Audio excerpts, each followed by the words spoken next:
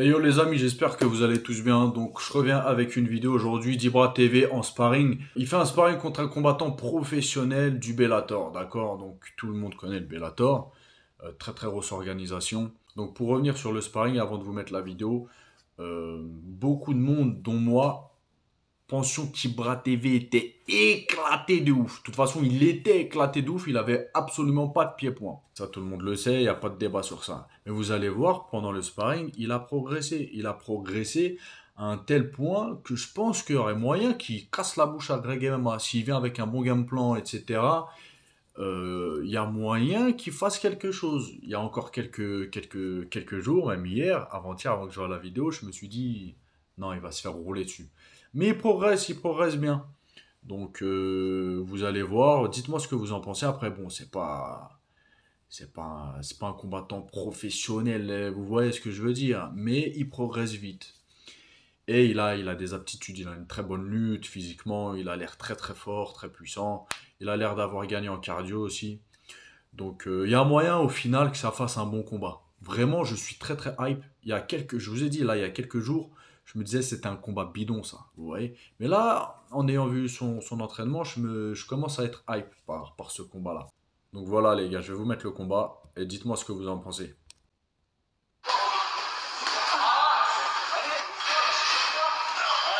Bon timing, hein, très bon amené au sol.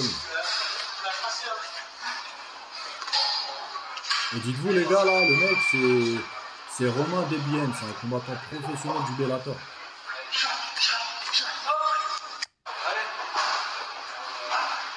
Donc c'est un mec qui a du niveau quoi.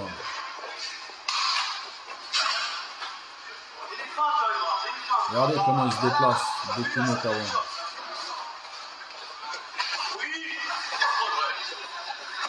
Bon sprawl. Au sol ça va, il a l'air d'être fluide.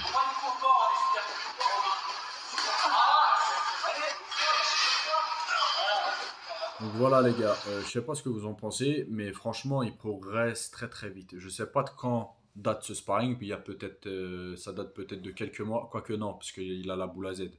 Donc non, c'est récent. Mais franchement c'est propre. Maintenant les gars, je vais vous mettre son interview où il parle du combat contre Greg MMA, où il parle de Greg MMA et où il répond aux haters aussi. Des détracteurs qui disent bah t'avais fait à l'époque un sparring avec Greg MMA en lutte. Je crois que tu avais perdu, si je me trompe pas, ça fait longtemps que j'ai pas revu la vidéo. Mais qu'est-ce que tu penses des détracteurs qui disent que tu as perdu en lutte, que tu vas sûrement perdre en MMA Alors, je vais te dire un truc. Les gens qui sont au sommet, les meilleurs, ils vont jamais juger quelqu'un qui est en difficulté, qui essaie de progresser.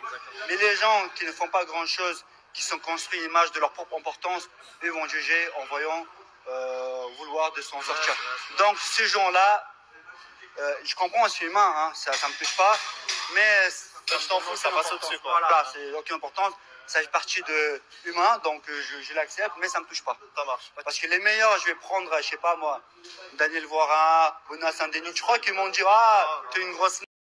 Non, non. Ils vont me dire ça, tu vois que je reste dans mon zone de confort. Là, ils vont me dire, en fait, t'es nul, mec. Mais eux, les meilleurs, ils me disent pas ça, ils me disent, c'est bien, tu progresses, tu essaies, tu es là et tout. Donc ça, c'est important pour moi. Je regarde les personnes, qu'est-ce qu'il a fait, quelle est sa mentale, et ses paroles sont importantes pour moi. Mais les autres, qu'est-ce que tu veux que je leur dise? Bah, chacun sa vie, hein, chacun, voilà.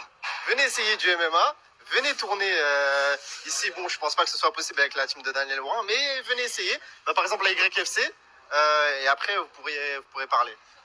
Voilà. Exactement, t'as tout dit.